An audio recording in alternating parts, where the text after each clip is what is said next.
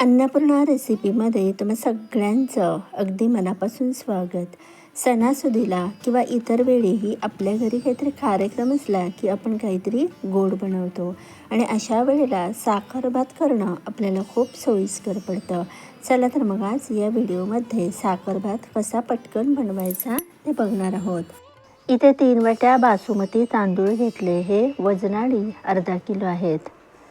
यामध्ये 2 वेळा पाणी घालून हे तांदूळ स्वच्छ धुवून घेतले आणि पुन्हा यामध्ये पाणी ओतून आपण अर्धा तास हे भिजायला ठेवून देणार आहे. तांदूळ अर्धा तास भिजवला की साखर भात अगदी मोकळा आणि छान होतो.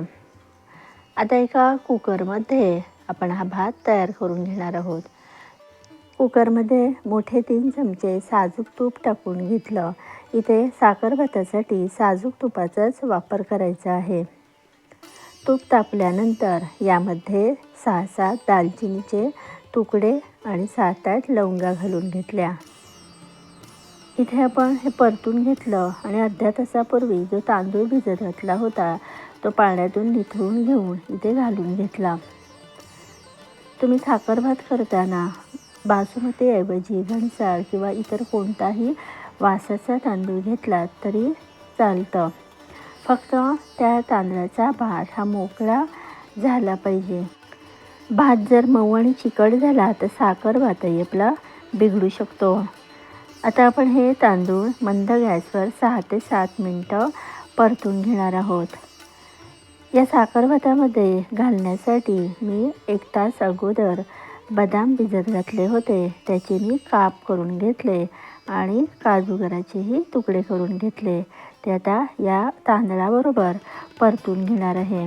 जे आपल्याला वेगळे तुपामध्ये परतून घ्यायची गरज नाही.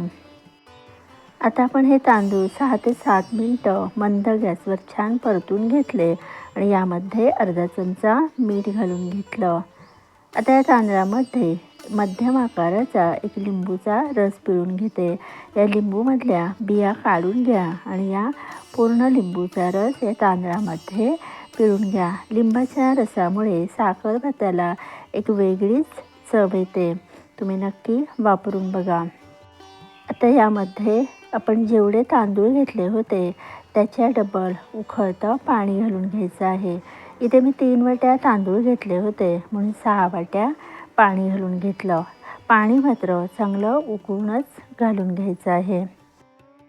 आता हे मिश्रण ढवळून घेतलं आणि कुकरला झाकण लावून 2 शिट्या काढून घेतल्या. पाणी उकळतं असल्यामुळे 2 शिट्यामध्ये भात तयार होतो.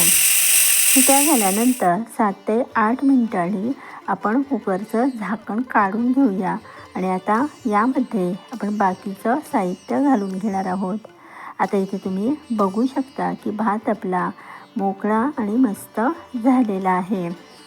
या भातामध्ये कलर येण्यासाठी इथे पाव चमच्यापेक्षा थोडासा जास्त मी केशरी खायचा रंग घालून घेतला आणि यामध्ये आता मी 2.5 वाटी साखर घालून घेणार आहे. इथे मी अर्धा किलो तांदूळ वापरले आणि 450 ग्रॅम साखर घातली.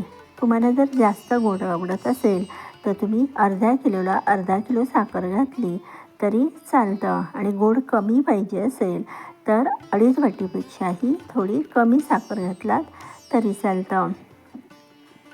आता इथे हा कलर मिसळण्यासाठी आपण भात व्यवस्थित ढवळून घ्यायचा आहे. इथे मी गॅस चालू केलेला नाही आहे. जेव्हा कुकरला शिटी होते आणि आपण गॅस बंद करतो त्याच्यानंतर आपण गॅस चालू करायचा नाही आहे. बंद गॅसवरच बाकीची प्रोसिजर करून घ्यायची आहे. इथे तुम्ही रंगाऐवजी केशर दुधात भिजवून ते वापरलात तरी भाताला रंग मस्त येतो. आता यामध्ये अर्धा चमचा वेलची पावडर घालून घेऊया. फोडणीमध्ये जर दालचिनी आणि लवंगे बरोबर जर वेलदोडे घातले तर इथे वेलची पावडर घालण्याची गरज नसते. आता इथे मोठे पुन्हा 2 चमचे तूप घालून घेतलं आणि हा भात छान मिक्स करून घेतला.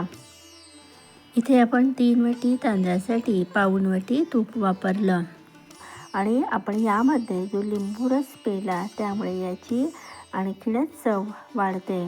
तुम्ही नक्की हे करून बघा. आता भात छान ढवळून घेतला आणि यावर एक झाकण घालून अर्ध्या तासासाठी ठेवून दिला. अर्ध्या तासानंतर हा भात तुम्हाला मी उघडून दाखवते.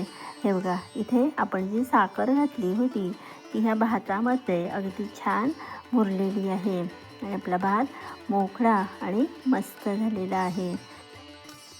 हा साखर भात इथे दिसतो भारीच, तसाच तो चवीलाही अगदी मधुर, स्वादिष्ट आणि रुचकर झालेला आहे.